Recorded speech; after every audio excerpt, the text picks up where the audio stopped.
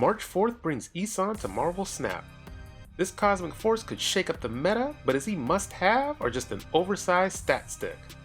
I'll break down Eson's potential, revisit Diamondback, and dive into powerful theory-crafted decks. Plus, we'll see how Beta Ray Bill and Wiccan fit into your collection. The recap on Diamondback is she is a good card. Now, sometimes it was hard to see, especially depending on your slice of the meta that you're in and what you're going up against, because Luke Cage is a real card. It will always have the weakness of Luke Cage. If you're that concerned, you can tech in a rogue or an enchantress. But on her own, Diamondback is just fantastic. But also not on her own, because she needs synergy to get this additional -2. So those synergies included Scorpion and Spider-Woman, especially if you're a lower CL level player. And then we had Hazmat along with High Evo.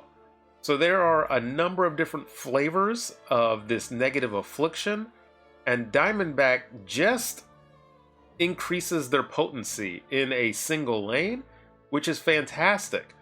So I think you will continue to see her as she comes out of this week of release, and she will be a strong performing card. Now, the spotlight she's in, depending on when you watch it, Nimrod will be a Series 3, if not now, very shortly.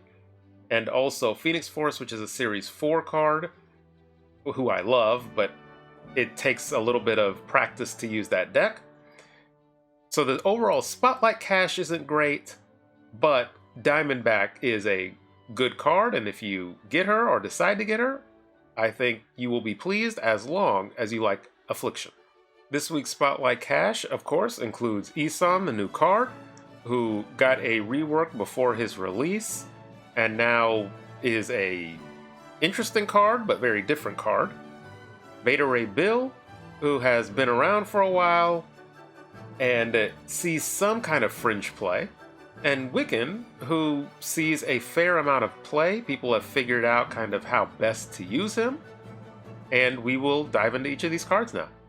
Now, Eson puts cards that were generated that you didn't bring into the game yourself in your deck and places them on the board. Now, at a 6 cost, you either need to cheat him out with a wave or some kind of other energy cheat to get him down early.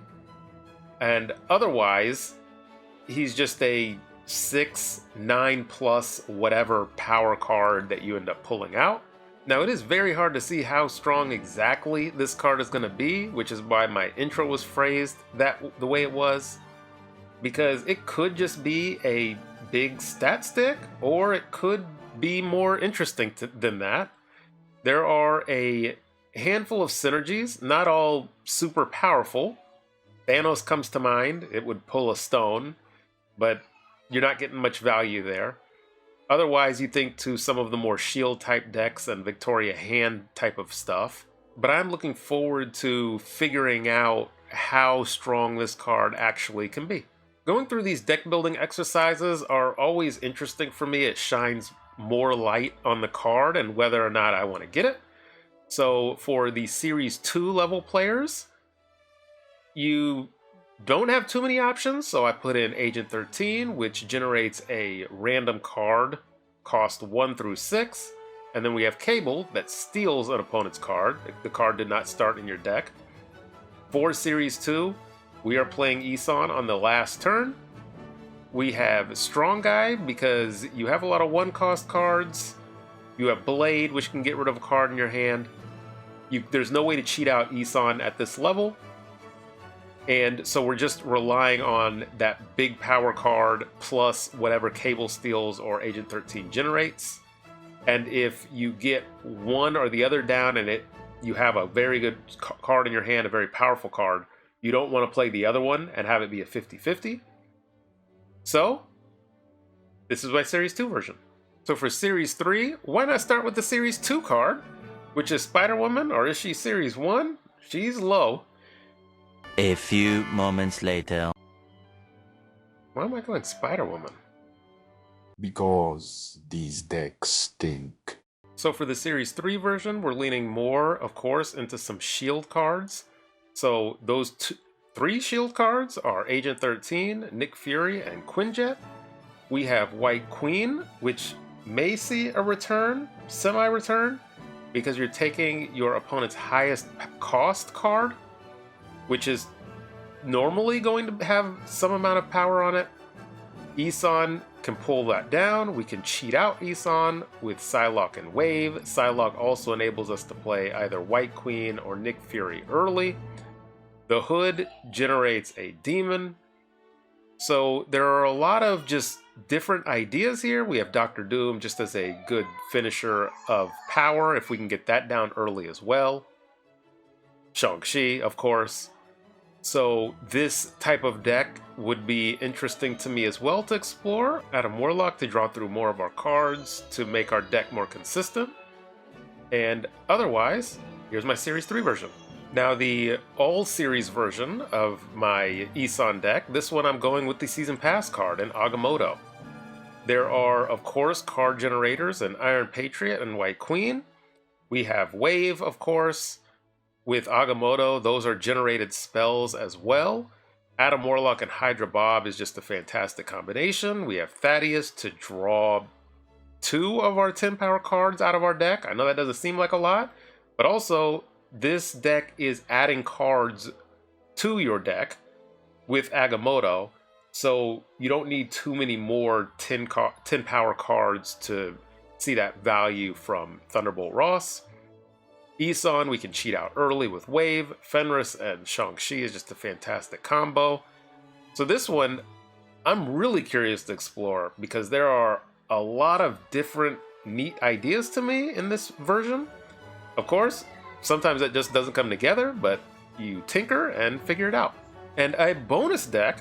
So for this one, I'm going a Victoria Hand type approach. So we have her and Moonstone, which is a fantastic combo in and of itself. There, of course, is the Wave, Eson, and Nick Fury. There's Iron Patriot and the Hawkeye Kate Bishop to trigger a Wiccan. That's why Quicksilver is here. Sentinel is just fantastic with Victoria Hand as well. You may, now that I'm looking at this, want to add Quinjet here instead of Agent 13. Maybe that ends up being a staple in some of these Eson decks. So here's a bonus deck for you to try that uses 2 of the cards in this Spotlight Cache. Beta Ray Bill is an okay card. You don't see him too much. There is the Thor's deck with himself, Thor, Jane Foster Thor, and Odin. There's also some kind of more off-meta style decks. I can't remember if I've shown a off-meta deck with Beta Ray Bill or not. If I have, I'll put it up on the screen. If I haven't, that is a cook I have been sitting on. So there are some uses for him, but overall, you don't see him often, and if you get him, you probably won't be using him yourself. Wiccan, on the other hand, sees a fair amount of play. You mostly see him with Quicksilver just to make sure you are always having a 1-cost card to play, combined with other 2-cost cards. Kate Bishop, Penny Parker come to mind because they can fill out your turn 3 better and more consistently. Sometimes even a Zabu and a Psylocke as well to get Wiccan down a turn early on turn 3. So there are a couple of different flavors of the Wiccan deck that have come to light, and overall, they're all pretty decent. So if you end up getting Wiccan, you may end up finding a use for him in one of these styles of decks, or the Theorycraft that I covered.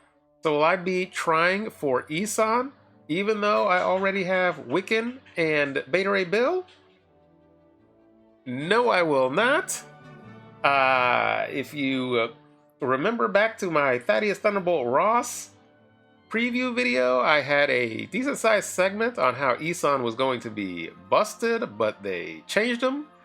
And while I think the overall sentiment is a little too harsh on the rework, because he went from being absolutely busted to just probably a decent card, he just isn't interesting enough to me. I don't really like playing the hand card generation decks, which is what I see him mostly going into.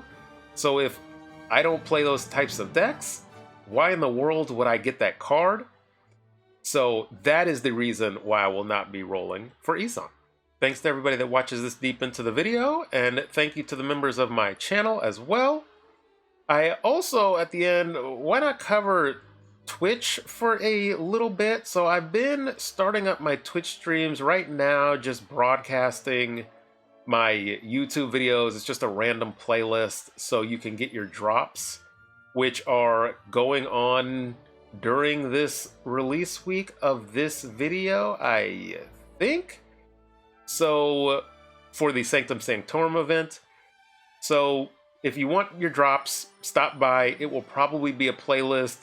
It has me tempted to do some live streams. I just need to find the time. I would absolutely love to, but it's probably not in the cards right now. So, just throwing that out there. As far as the recap goes, Eson will be a good card. It will be limited. It will be more niche.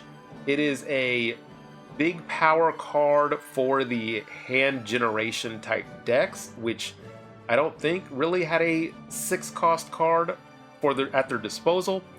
Now they do. Beta Ray Bill is a bad card.